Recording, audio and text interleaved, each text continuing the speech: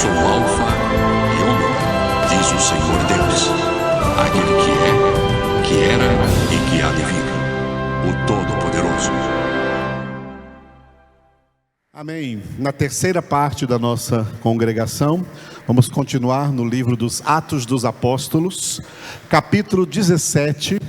Estamos aqui nesse texto que vai do versículo 16 ao versículo 34, cujo título é Atenas, cidade que o apóstolo Paulo visitou durante a sua segunda viagem evangelística. Então, Atenas, a capital da Grécia antiga, o berço das ideias filosóficas que tomaram corpo na formação da sociedade moderna e pós-moderna. Cidades, universidades, governos, a própria ideia de democracia, tudo isso provém aí da praça Ágora, do Areópago da antiga Atenas. Muito bem, o apóstolo Paulo também esteve aí pregando a palavra de Deus. Esse texto está dividido em três partes. Primeira parte, nós encerramos ontem o cenário ateniense. O que Paulo viu quando chegou ali em Atenas, e baseado no que ele viu, ele foi então pregar. A pregação que vai do versículo 22 ao 31, nós vamos entrar nela hoje. E as reações dos atenienses que escutaram Paulo, tanto reações positivas como reações negativas, estão ali nos versículos 32 ao 34. Nós vamos para a pregação profunda de Paulo aqui nos versículos 22 ao 31. E quem me ouve está acostumado a ver que em muitas pregações, muitos ensinamentos que eu trago aqui, eu sempre me reporto a essa pregação de Paulo, como já fiz hoje também. Então, a pregação, Atos 17, 22 a 31, está dividido assim: a saudação inicial de Paulo para eles, chamando-os ali, formalmente e educadamente, senhores atenienses, versículos 22 e 23, é o que veremos pela manhã. E à noite vamos entrar no tema principal da pregação, do versículo 24 ao versículo 31, é a teologia bíblica da divindade. O principal tema bíblico é o que Paulo vai abordar aqui, dos versículos 24 ao 31, a divindade. Quem é Deus? O que Ele faz? Como Ele pensa? Como Ele é? O que Ele quer? Tudo isso são temas dentro desse tema mais importante da Bíblia, chamado divindade. Porque ele é o tema mais importante da Bíblia, porque o principal propósito pelo qual a Bíblia Sagrada foi revelada é que nós, por essas palavras, por essas sagradas escrituras, conheçamos a Deus. Vamos ficar hoje então pela manhã com a introdução aqui, senhores atenienses, versículos 22 e 23. No 22, o título é acentuadamente supersticiosos. E o versículo 23, Paulo vai falar acerca de um monumento que eles tinham lá, um altar vazio, e escrito assim: ao Deus desconhecido. Vamos primeiro para o versículo 22, e se você estiver conferindo aí na sua Bíblia, você vai ver que eu mudei uma palavra nesse versículo 22, porque ela estava mal traduzida. Ela estava traduzida em português, religiosos. Paulo não disse que eles eram religiosos. Paulo disse que eles eram supersticiosos. Olha que diferença, tá? Então vamos ler conforme já foi então corrigido. Leiamos juntos agora, para ganharmos tempo, vamos ler juntos o versículo 22. Então Paulo, levantando-se no meio do Areópago, disse: Senhores atenienses, em tudo vos vejo acentuadamente supersticiosos. Você viu que na Bíblia aí está escrito religiosos? Né? Religiosos. A palavra religioso, religiosa, religiosos, religiosas, a palavra religião ou religiões não é uma palavra bíblica. Essa palavra não existe nem no hebraico bíblico do Antigo Testamento e nem no grego bíblico do Novo Testamento. Essa palavra veio parar em nossas Bíblias por causa do latim. Quando a Bíblia foi traduzida para o latim, o tradutor substituiu palavras do texto original por palavras da língua latina, e essa é uma dessas palavras. Para você ter a ideia, a palavra que Paulo escreveu aí, Lucas, né? Lucas escreveu aqui o que Paulo falou. A palavra aqui em grego é deisedaimon. Deisedaimon em grego. Em grego a palavra demônio é a palavra daimon. Daimon é demônio. Daimon, demônio, significa espírito sujo, espírito imundo, tá? Daimon, que forma a palavra supersticioso ou supersticiosos, ou superstição, deisedaimonia é superstição, né? Literalmente seriam pessoas endemoniadas. Então, literalmente, Paulo falou para eles assim, ó: eu vejo que vocês são endemoniados. Literalmente foi isso que Paulo disse para eles, tá? Vejo que em tudo sois acentuadamente supersticiosos. E aí, continuando no versículo 23, vamos ler juntos o versículo 23. Porque, passando e observando os objetos de vosso culto, encontrei também um altar, no qual está inscrito: ao Deus desconhecido. Pois esse que adorais sem conhecer, é precisamente aquele que eu vos anuncio. Aleluia. Bom, o apóstolo Paulo usou aqui de uma estratégia, de tomar então um elemento que os próprios gregos construíram ali na sua cidade, na sua capital ali, Atenas. Eles construíram um altar que não tinha nenhuma imagem, porque geralmente os deuses gregos eram adorados em figuras de imagens. Então eles construíram um altar sem colocar nenhuma imagem em cima dele, tá? E dedicado ao Deus desconhecido. Mas qual era a intenção dos gregos? Antes de falar o que Paulo aproveitou aqui, a estratégia de Paulo aproveitando desse altar, a intenção dos gregos era o seguinte: os gregos, eles tinham uma cultura politeísta, ou seja, eles acreditavam na existência de muitos deuses, que não há um só Deus, há muitos deuses, tá? Há muitos deuses, e eles reconheciam não somente os deuses gregos, mas os deuses também de outras nações, os deuses egípcios, os deuses medo-persas, tá? Os deuses indianos, os deuses das outras nações, eles também, os gregos reconheciam. Eles tinham como filosofia que todo mundo tem que respeitar a fé de todo mundo, tem que respeitar a crença de todo mundo, tem que respeitar as divindades de todo mundo. E por isso eles mantinham ali um altar vazio, porque qualquer novo Deus que fosse anunciado ali em Atenas, poderia também em Atenas, na Grécia, ganhar uma imagem e ser colocado num altar. Ou seja, aquele altar estava dizendo assim que, né, qualquer novo Deus é bem-vindo em Atenas, tá?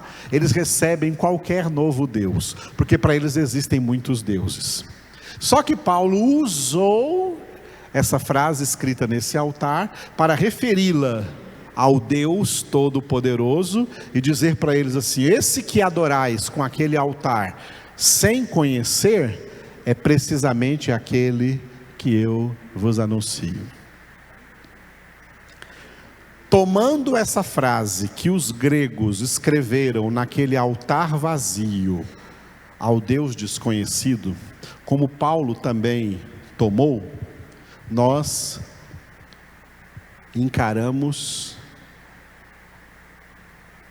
aquilo que poderia ser chamado de a maior tragédia da humanidade. A maior tragédia da humanidade é não conhecer a Deus. Não conhecer a Deus. O propósito pelo qual Deus criou o homem foi para se revelar ao homem, de tal maneira que por meio dessa revelação o homem recebesse pleno conhecimento de Deus, que o homem conhecesse a Deus.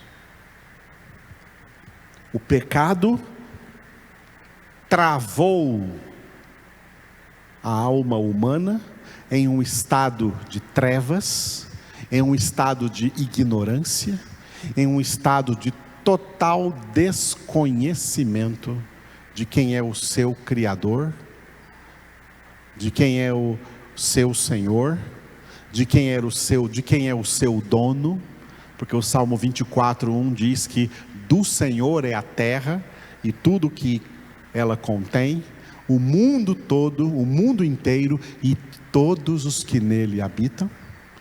E os homens, a humanidade no pecado, enganadas pelo pai da mentira, enganados pelo diabo, desconhecem completamente, não somente quem é Deus, mas desconhecem completamente a sua verdade absoluta, a sua palavra, desconhecem os seus propósitos, não conhecem nada de Deus. E quando você vê a humanidade falando de Deus, porque Deus está na boca de muita gente, você vê isso direto, pessoas falando: ai meu Deus, graças a Deus, vai com Deus, fica com Deus, vai com Deus também. Deus está na boca de todo mundo. Deus te abençoe. Apesar de todo mundo falar de Deus, estão falando de alguém que não conhecem. Não conhecem. Além de falarem de Deus, existe muita religiosidade, muitas ramificações religiosas, chamadas de ramificações religiosas teístas, dizendo que creem em Deus. E muitas delas monoteístas, dizendo que creem em um só Deus. O islamismo crê em um só Deus, o judaísmo crê em um só Deus, o espiritismo crê em um só Deus. Pensa que o espírita não crê em Deus? Crê também. O catolicismo em um só Deus. Só que não conhecem nem a esse Deus. É o que Paulo diz aqui: adorais sem conhecer. Com adorais aqui, Paulo quis dizer assim: vocês prestam cultos, vocês fazem rituais religiosos aí, dizendo que isso tudo é para Deus. Mas são cultos que vocês fazem a Deus sem conhecer a Deus, e portanto, diante de Deus, esse culto não tem nenhuma validade. Ele se transforma em culto a Satanás, ele se transforma em satanismo. Porque uma das prerrogativas de alguém cultuar a Deus, de alguém adorar a Deus em espírito e em verdade, como Jesus disse, é a prerrogativa de conhecer a Deus. Só adora a Deus de verdade quem conhece a Deus. Sem conhecimento de Deus, não existe culto verdadeiro. Existem cultos falsos. Não existe culto verdadeiro sem o conhecimento de Deus. Não existe adoração verdadeira sem o conhecimento de Deus. A tragédia da humanidade é essa: não conhecem a Deus. E alguém poderia dizer: o que nós podemos fazer então para essa humanidade conhecer a Deus? Bom, nós temos que fazer uma coisa: pregar o evangelho a toda criatura, pregar a palavra de Deus para todo mundo. Mas, mesmo pregando a palavra de Deus, vai surgir a pergunta, a dupla pergunta que o profeta Isaías fez. Você pode consultar na sua Bíblia aí, em Isaías capítulo 53, versículo 1. Isaías faz duas perguntas para Deus assim: Senhor, quem creu na nossa pregação? E a quem foi revelado o braço do Senhor? Nas duas perguntas que Isaías faz, né? A segunda pergunta já responde a primeira. Nós pregamos, mas quem creu na nossa pregação? Só aquele a quem foi revelado. Ninguém conhece a Deus a não ser por revelação do próprio Deus. Sem a revelação de Deus, os corações dos homens continuarão sendo um altar vazio. Se Deus não se revelar ao homem, o homem não conhece a Deus. Quando o apóstolo Pedro respondeu uma pergunta que Jesus fez, vamos contextualizar. Mateus 16, primeiro Jesus leva os apóstolos para uma região deserta, para fazer uma pergunta para eles: o que o povo diz que eu sou?